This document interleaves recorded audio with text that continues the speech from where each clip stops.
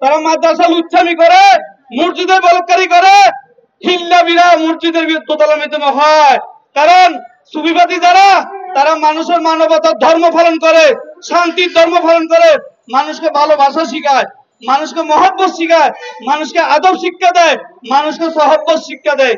ওলি আল্লাহর কদমে যাওয়া ছাড়া কোন ইবাদত কবুল হবে না।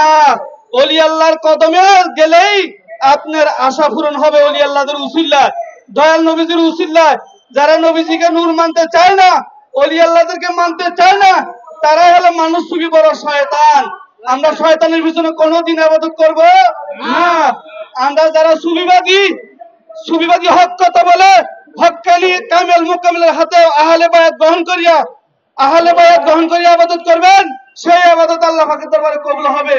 যে পর্যন্ত আহলে বায়াতের হাতে বায়াতের রাসূল গ্রহণ না করিয়া আপনি মৃত্যুবরণ করবেন,